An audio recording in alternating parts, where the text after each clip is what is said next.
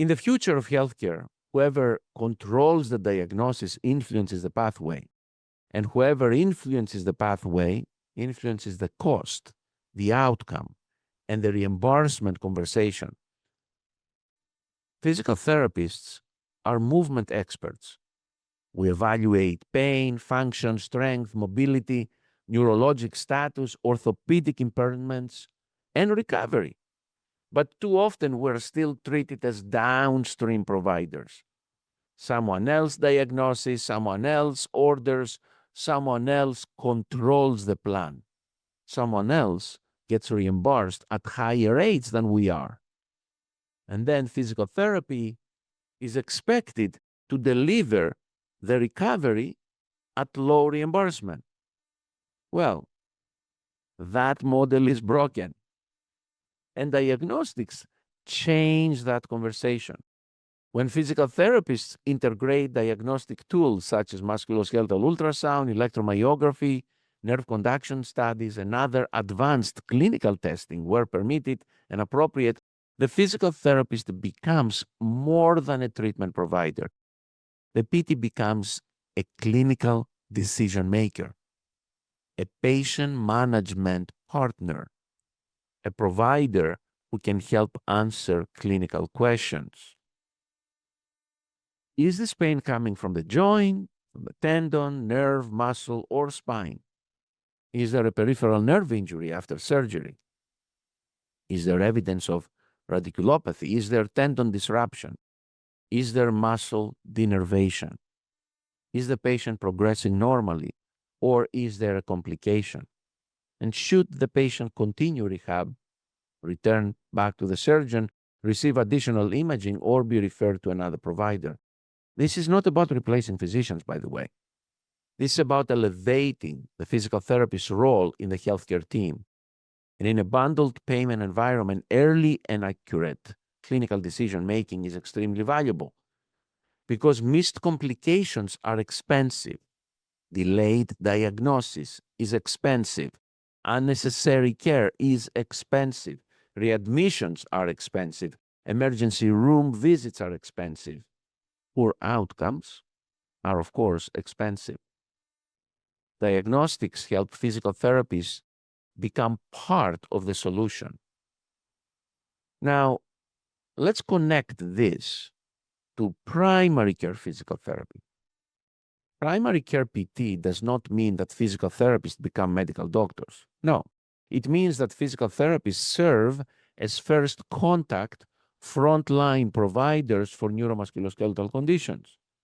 It means we can screen, we can triage, we can identify red flags, we can manage appropriate patients, we can refer when needed, we can reduce unnecessary delays, and we can guide patients through a smarter care pathway.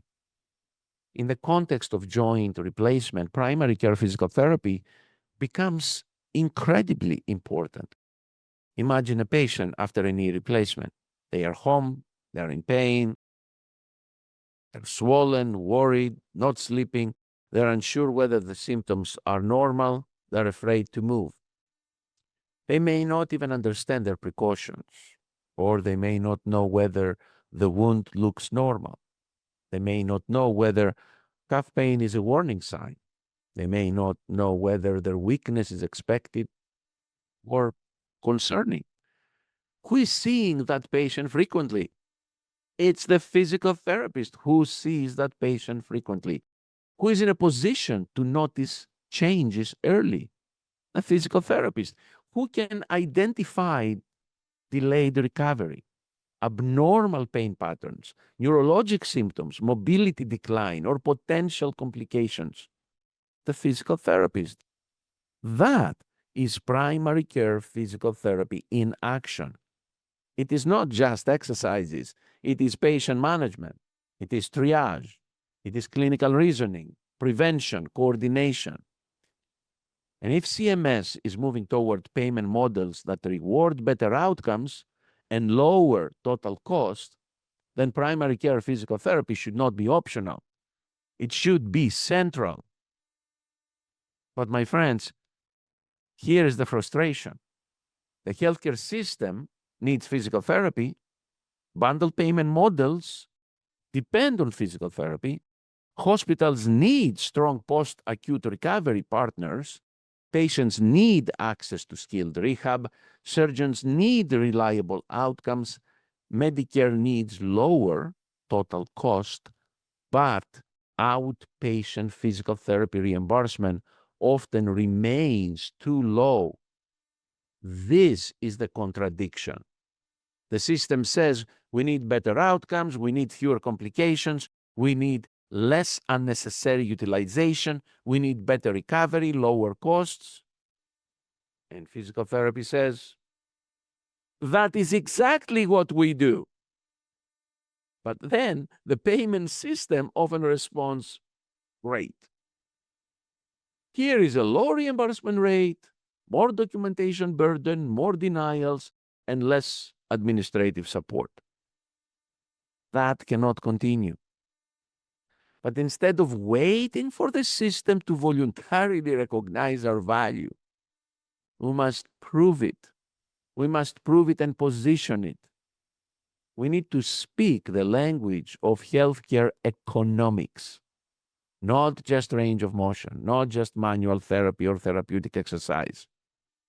We need to speak in terms of reduced readmissions, reduced emergency visits, reduced opioid dependency, improved functional outcomes, faster return to activity, reduced imaging waste, reduced unnecessary specialist visits, improved patient satisfaction, lower total episode cost. This is the language of Medicare. That is the language of hospital administrators. That is the language of bundle payments, the language of financial sustainability. And that is the language physical therapy practice owners must learn.